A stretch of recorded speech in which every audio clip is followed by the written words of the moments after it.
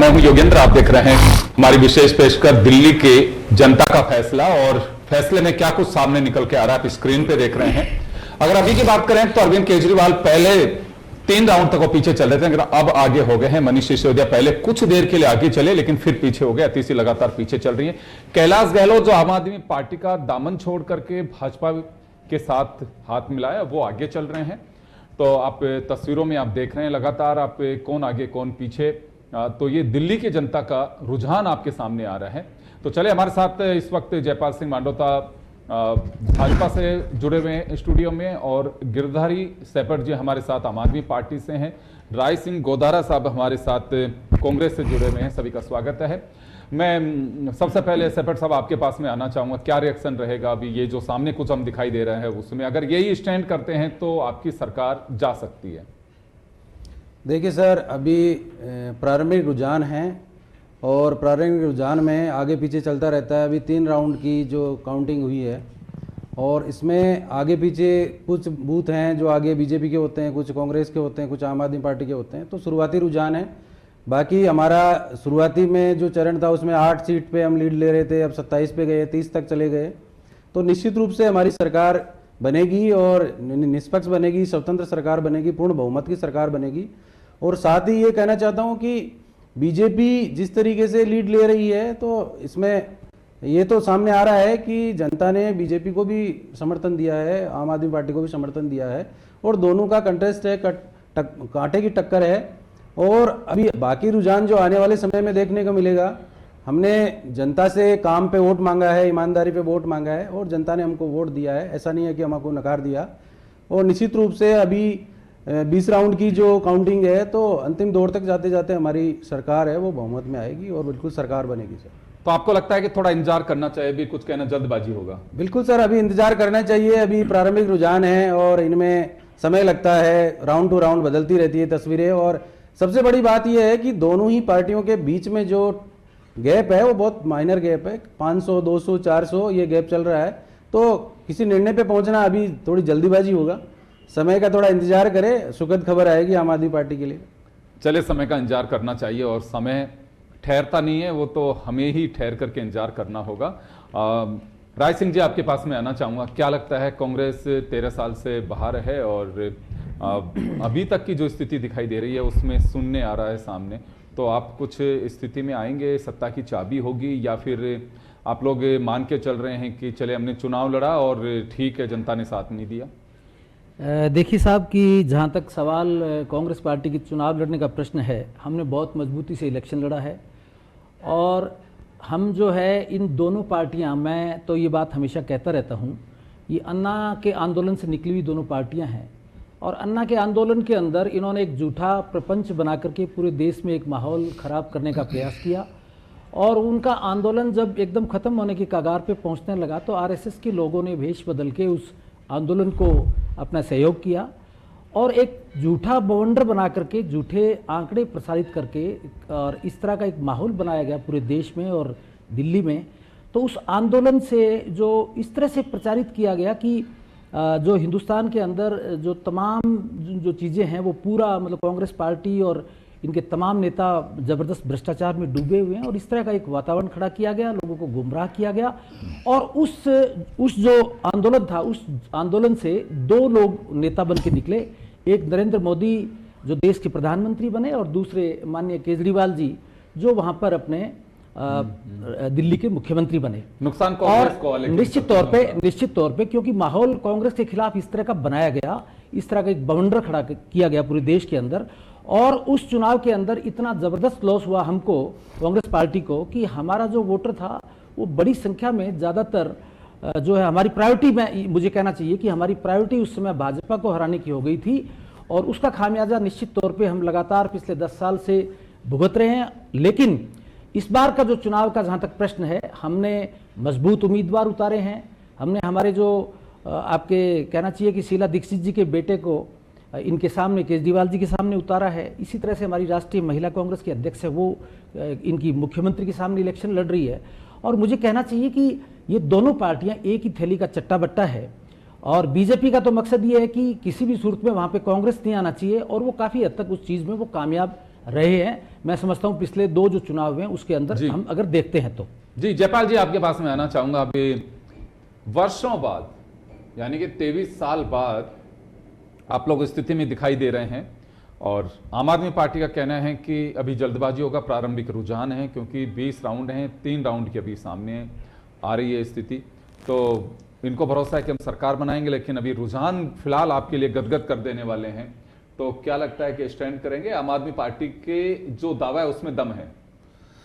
देखिए, 2 दिन पहले जब एग्जिट पोल आया तो हमने कहा कि ये एग्जिट नहीं है, दिल्ली का एग्जिट पोल है। और दिल्ली के लोगों ने अब की बार मन बना लिया कि जो 10 साल की अराजकता है, जो 10 साल से आपदा दिल्ली को घेर रखी है, दिल्ली के लोग अब की बार आपदा से मुक्ति चाहते हैं। और हमने कहा कि जैसा एग्जिट पोल में भी बताया गया, भारतीय जनता पार्टी ने जो हमारे वॉलेंटियर्स, पन्ना प्रमुख या मंडल अध्यक्ष जो काम कर रहे हैं, उनके फीडबैक के आधार पर हमने देखा कि दिल्ली के अंदर इनके 3 बड़े नेता, यानी अरविंद केजरीवाल जी दिल्ली से, मनीष सिसोदिया जी जंगपुरा से, और जो सिटिंग सीएम है आतिशी जी कालका जी से चुनाव हार रहे हैं। ये एग्जिट पोल में बताया, और भारतीय जनता पार्टी के जो फीडबैक है उनके आधार पे भी। अब हम बात करते हैं 2012 में, जब यूपीए गवर्नमेंट का 12 लाख करोड़ का जो घोटाला है उसके अगेंस्ट में अन्ना जी ने मूवमेंट किया, इंडिया अगेंस्ट करप्शन। और उसी इंडिया अगेंस्ट करप्शन में तथाकथित जो कट्टर ईमानदार कहते थे अपने आप को, उन्होंने पार्टी बनाई कि हम राजनीति को बदल के दिखाएंगे और राजनीति को सुधारेंगे, और कुछ मुद्दों के आधार पर वो चुनाव में आए।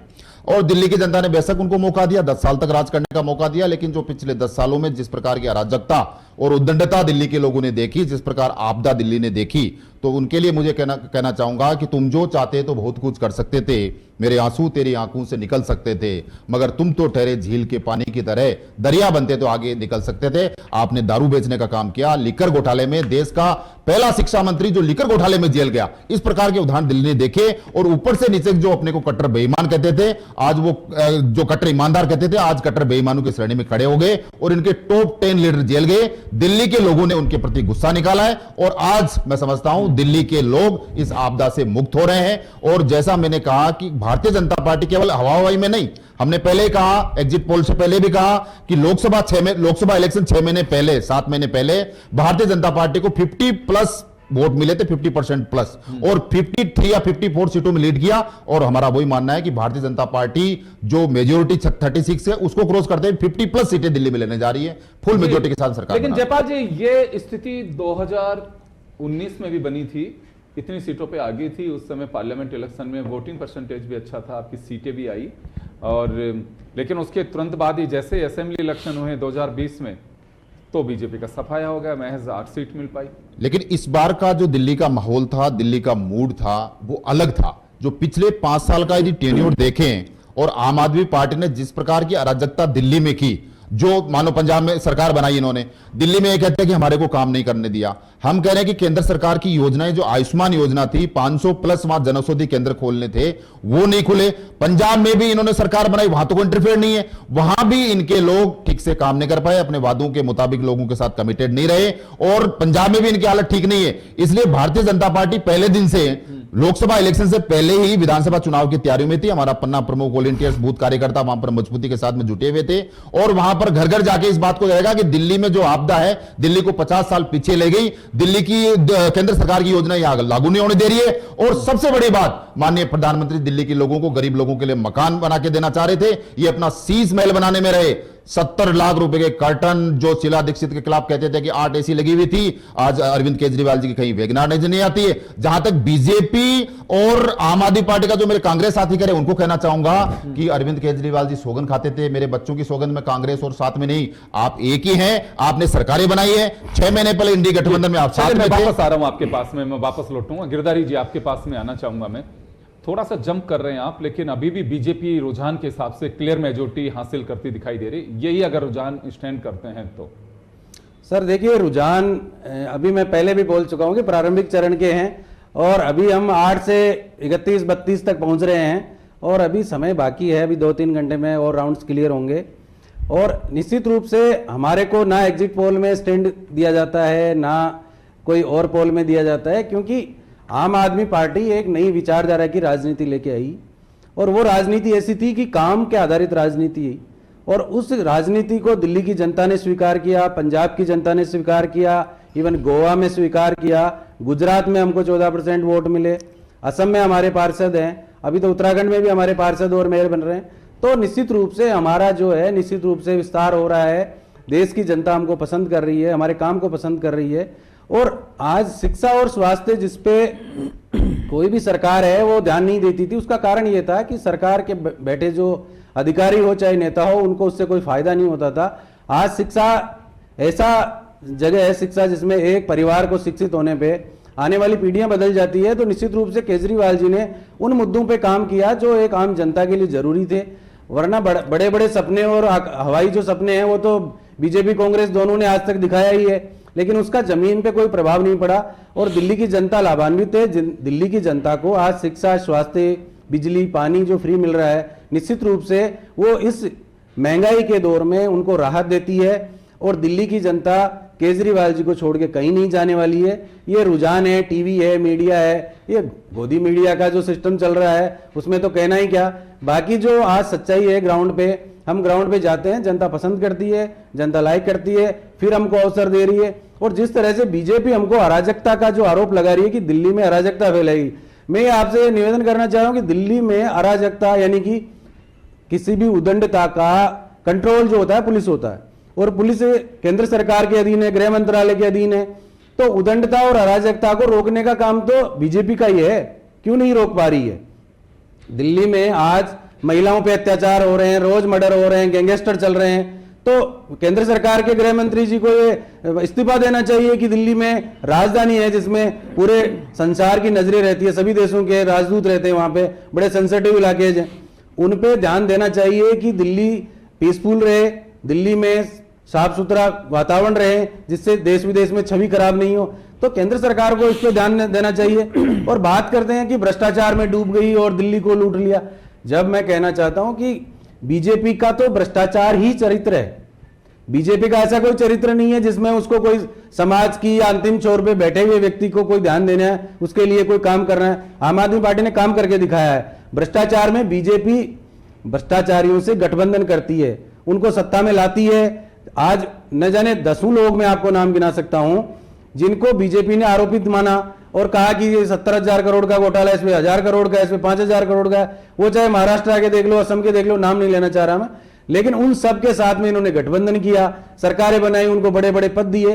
तो निश्चित रूप से बीजेपी अपना चरित्र दिखा चुकी। और बात रही दिल्ली चुनाव की, दिल्ली चुनाव केजरीवाल जी ने जेल से आने के बाद में सीधे वो जनता के बीच में गए और एक वादा किया कि सुप्रीम कोर्ट ने मुझे जमानत दी है, लेकिन मैं जनता की अदालत में जाना चाहता हूं और जनता अगर मुझे ईमानदार घोषित करती है तो वो अपना मतदान मेरे पक्ष में देके और मेरे को सीएम वापस बनाएगी, तो ही मैं सीएम की कुर्सी पे बैठूंगा। सत्ता का मोह केजरीवाल जी को ना था और ना है। और हम राजनीति करने नहीं आए, राजनीति को बदलने आए हैं, आम व्यवस्था को बदलने आए हैं, जो जनता का जिसमें विकास होगा और विकसित भारत बन सके। चलिए आप लोगों के बीच में, लेकिन उमर अब्दुल्ला की जरूर जो एक्स पे उन्होंने लिखा है, उनकी मुझे लग रहा है कि रुझानों को देख करके वो थोड़े से विचलित हैं और वो कह रहे हैं कांग्रेस और आम आदमी पार्टी को, उसमें लिखा है कि और लड़ी आपस में।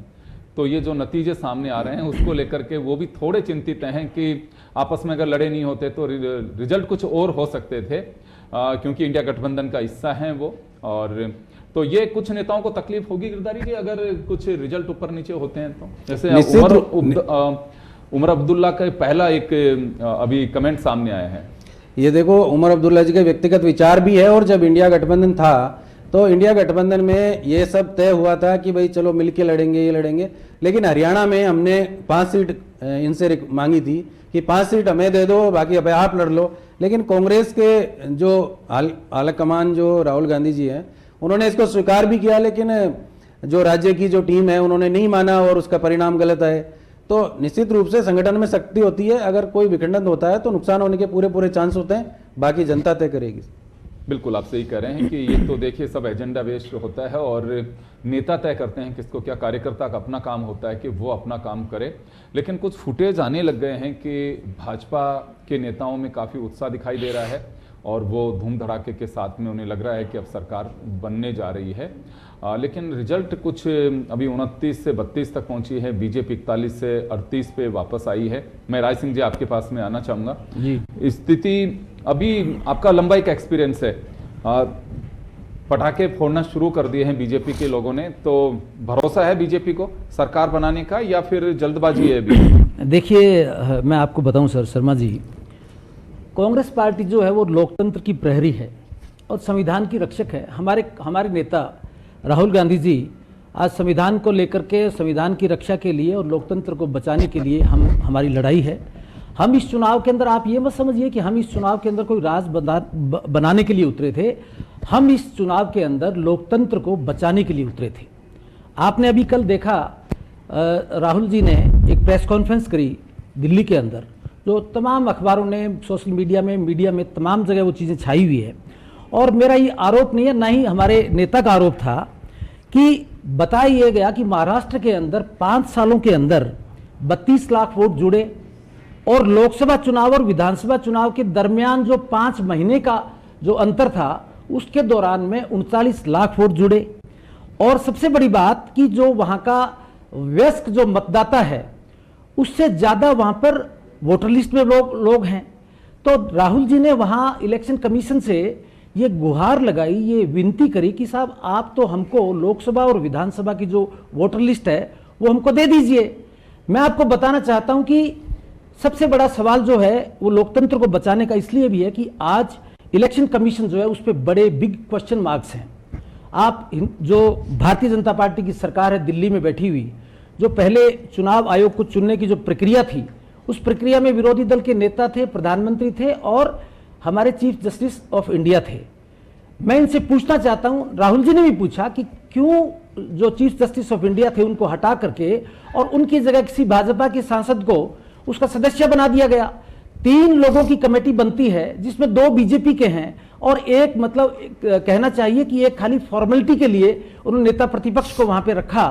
इसका मायना ये हुआ कि जो आपका चुनाव आयोग है उसकी जो चुनाव की प्रक्रिया है वो बायस्ड है। उसके अंदर भारतीय जनता पार्टी या केंद्र की सरकार या उनकी सरकार के एमपी मिल करके, 2 लोग मिल करके वो जिसको चाहेंगे, अपने किसी भी आदमी को चाहेंगे उसको चुनाव आयोग बना सकते हैं। इसलिए सबसे बड़ा जो प्रश्न है वो आज मैं निश्चित तौर पे संवैधानिक पद की मैं गरिमा का ख्याल रखते हुए ये आरोप लगा रहा हूं कि आज हमको जो इलेक्शन कमीशन है उनकी जो मतलब जिस तरह से कारगुजारियां मुझे कहनी चाहिए, जो उनका तरीका है काम करने का, जो किसी भी तरह से मतलब चुनाव को निष्पक्ष फ्री एंड फेयर इलेक्शन करवाने में वो आज सक्षम है। इसलिए एक बिग क्वेश्चन उनके ऊपर है। मैं समझता हूं कि जब तक चुनाव आयोग का जो चुनाव है वो सही तरह से नहीं होगा, उसकी नियुक्ति सही तरह से नहीं होगी, तब तक ये सरकारें इसी तरह से बनती रहेगी। और आप कह रहे हैं कि बीजेपी वाले पटाखे बजा रहे हैं, वो तो तय था उनका। ये तो एक ही थैली के चट्टे बट्टे हैं, ये एक ही आंदोलन से निकले हुए नेता हैं दोनों के दोनों, इन्होंने तय कर रखा ये सब इनका। अच्छा आप ये बताइए मुझे, वैसे तो केजरीवाल जी और इनके तमाम नेता जेल के अंदर रहते हैं, ये चुनाव से पहले ही बाहर क्यों आते हैं? फिर अच्छा दूसरी बात, सबसे बड़ी बात कि जहां तक सवाल दिल्ली की सरकार का है, सरकार के चलने का सवाल है, तो सरकार तो वहां पे तो नाम मात्र की है। खाली गिनती में इतने एमएलए जीत गए, इतनी मंत्री बन गए, ये घोड़े गाड़ी ये हो गए वो हो गए, सुविधाएं मिल गई, उसके अलावा है क्या उनके पास में? आज कैबिनेट का फैसला कोई लेती है, कैबिनेट कोई भी काम करने के लिए दिल्ली के विकास के लिए, तो सारे के सारे जो है वो पावर वो तो एलजी के पास है। एलजी का मीन्स गृह मंत्री जी है। तो आज भी परोक्ष रूप से भारतीय जनता पार्टी या उनके गृह मंत्री दिल्ली को चला रहे हैं। और कल जो है, कल या मान लीजिए आज अगर फर्ज करो कि भारतीय जनता पार्टी की सरकार बनती है तो वो प्रत्यक्ष रूप से आ जाएंगे।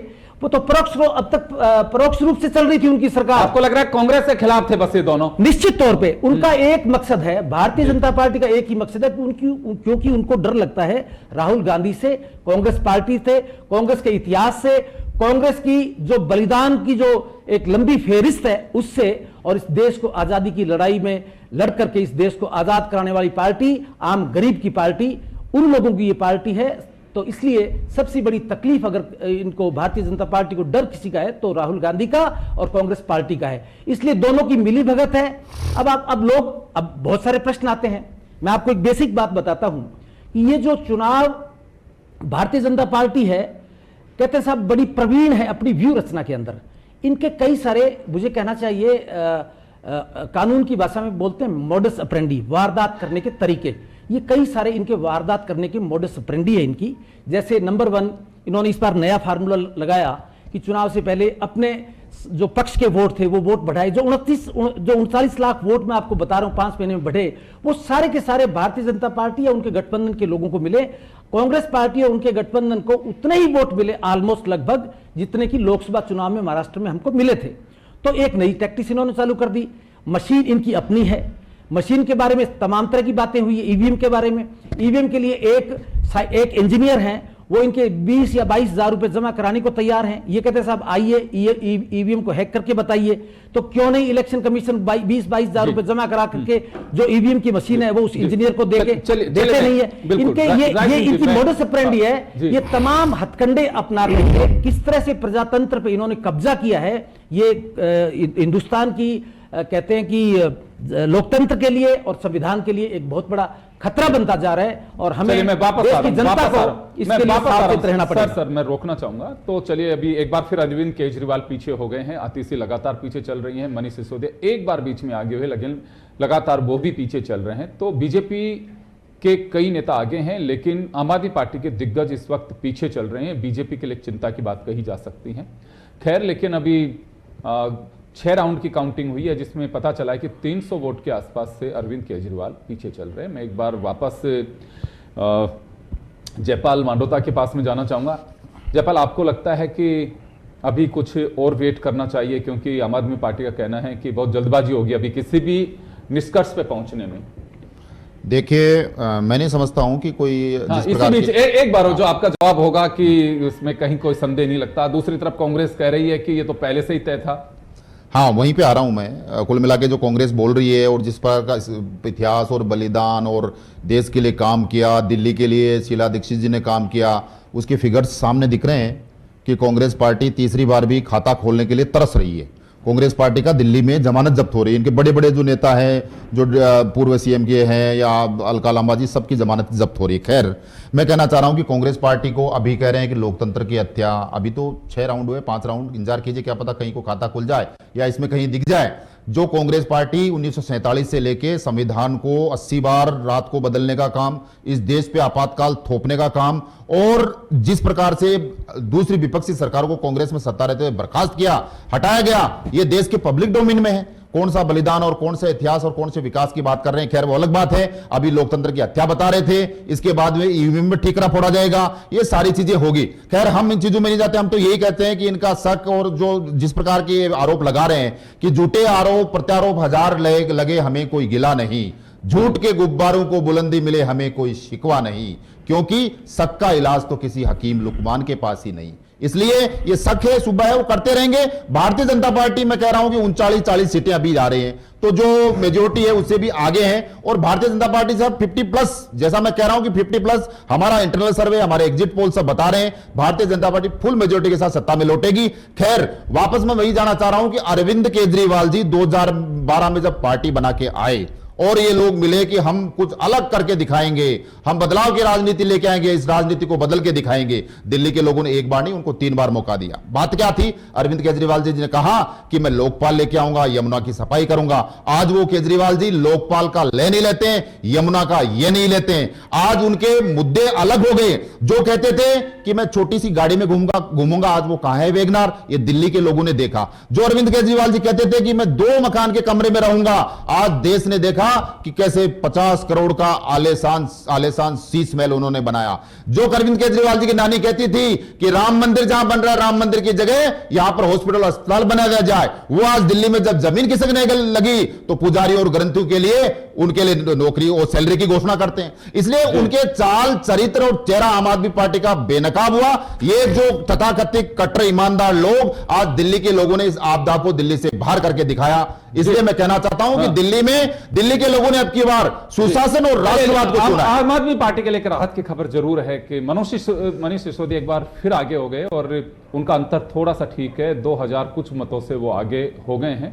तो सेपट जी, आपको अभी कुछ भरोसा है? लेकिन आतिशी लगातार पीछे चल रही हैं, वो आगे हो ही नहीं रही हैं। आपके सोमनाथ भारती पीछे चल रहे हैं, गोपाल राय पीछे चल रहे हैं। सर पिछले चुनाव में भी आपने देखा होगा मनीष सिसोदिया जी 1:30 बजे तक पीछे ही पीछे चल रहे थे। जी, उनका मुहूर्त निकलेगा वापस से। तो ये सब ऊपर वाला तय करेगा कि कौन से जी। समय उनको खुशी जी, वो मिले। तो मतदाता ने तय कर दिया। तय कर दिया। तो वो मुहूर्त निकलने वाला है जल्दी ही। चलिए, हम बिल्कुल एक बार के लिए हम यहाँ रुकेंगे और वापस जल्दी नए पैनल के साथ में लौटेंगे। आप सभी का बहुत बहुत शुक्रिया। तो दिल्ली के चुनाव पे लगातार आप जन टीवी के साथ बने रहिए और आपको पल पल की अपडेट हम आप तक पहुंचाते रहें। आप सभी का बहुत बहुत शुक्रिया। दीजिए इजाजत, नमस्कार। देखो 31 हो गई, मैंने कहा ये आधे घंटे